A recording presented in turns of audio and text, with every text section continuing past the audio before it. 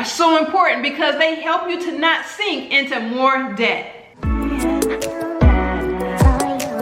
If you do not know what sinking funds are and how they can help your life, this is the video for you. Stay tuned. What's up, everybody? It's your girl AP. If this is the very first video that you've clicked on my channel, I want to welcome you. I also want you to hit that subscribe button because I post videos all the time. And also, if you like this video, make sure you hit the like button. I love to talk everything money management, motherhood, and lifestyle vlogs. So if any of those topics appeal to you, you've got the right channel. Stay tuned. Now you may be wondering, AP, what is a sinking fund and why do you say that I need this in my life? Well, for me, sinking funds have changed the game regarding like irregular things that I may need to pay for. So of course you have your budget, and your budget, we try to zero it out. Basically, I did a video on that. You can check that video out. But basically, when you write your budget, first of all, high five if you do try to write a budget every week or every month. But even with having a budget, things happen and you need to be prepared. That is why outside of my emergency fund, I have sinking funds. Now, my emergency fund, yes, it is very important to have that. That is my 3 to 6 months of living expenses. I'm still building up to 1 year's worth of living expenses, but that emergency fund is for like if I lose my job, if there's a major medical thing that happened and I can't work. So that is for my emergency fund. But my sinking funds, oh my gosh, sinking funds, I love them, and I can't wait to share with you what I do with my sinking funds and how you can incorporate it also into your life. Now, I put my sinking funds into 3 different headings. First, there is ongoing. Next, there is short term. And then finally, there is long term. So let's get into what are those 3 different headings.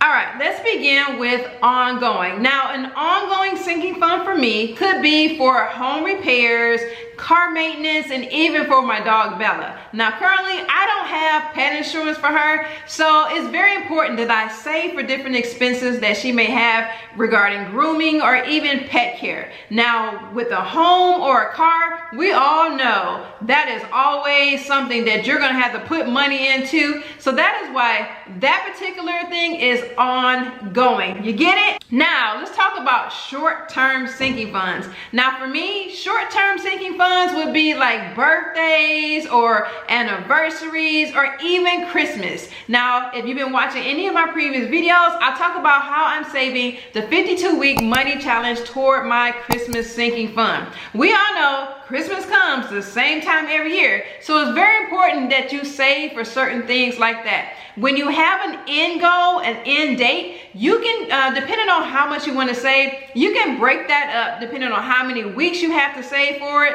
how many months you have to save for it, but we know that it's going to end at a certain date. Just like my HOA fee. That is due at the end of January every year. And so I try to set aside a certain amount of money per month, so when it's time to pay that HOA fee, I have the full amount ready to give them.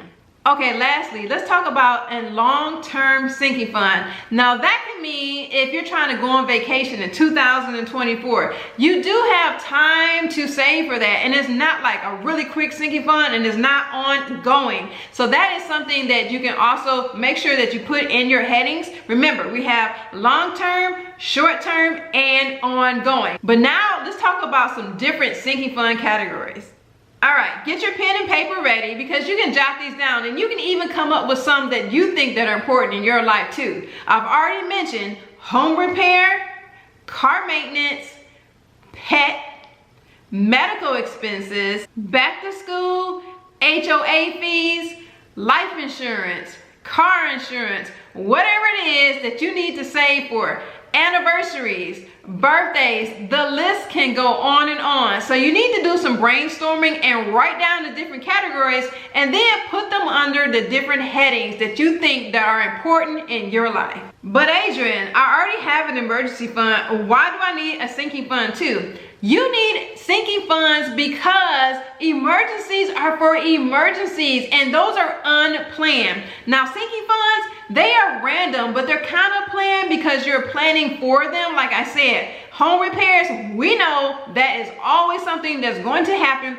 in your home. In a car, We already know. My favorite thing is the nail in a tire. So I have to be prepared for that. So that is my sinking fund. Of course, you can do as you choose, but I personally like to separate the two because I just don't like ever to be caught off guard, and I'm always trying to be prepared for the unknown because we all know things happen. Now you may be thinking, AP, where do I keep my sinking funds? Well, there are two kind of different options that you can choose from. You can do online savings, like I have one, and Allie, that is my emergency fund. I keep that in there, and that does accumulate some interest every month. But also my sinking funds, I like to keep them at home. I just love touching money. Now, in my previous video, and I do it every month, of course, I do my 6 money challenges. But for my $10,000 money challenge, I am putting that in the bank. But for me, my sinking funds, I have them here because I need to get to them quick, fast, in a hurry if something happens. But online, there are options that you can do different buckets and different categories, and you can assign those different categories to any different sinking fund that you like. So it's up to you. Whatever makes sense in your world and whichever is simplest for you to get to your money when you need it. Now, how do I fund my sinking funds? I try to contribute, I have a lot of different sinking funds. So I try to contribute a little bit per paycheck to each sinking fund. Now, I can't get to every sinking fund because I'm stretching my money kind of thin, but whatever I feel like is important during that pay period, I do put a certain amount in that sinking fund. Now, the amount, it may vary from sinking fund to sinking fund depending on what I have going on. Like sometimes I don't always contribute to my pet envelope, and I probably won't even be contributing too much to my back to school envelope because I just took the boys on a shopping spree and they got tons of clothes. So I prioritize how much I'm going to put in each sinking fund during each paycheck. Like I said, every paycheck doesn't get an allotted amount every time. So you need to figure out which sinking funds you need to contribute to so that you'll have the money when you need it. All right, family, well, I hope you enjoyed this video. I hope that you found value in it. If you did, make sure you hit the like button and also subscribe to it. Don't forget to follow me on my Instagram because I talk all things money. I also show behind the scenes of my life on my Instagram. So thanks for watching, and I'll see you in the next video.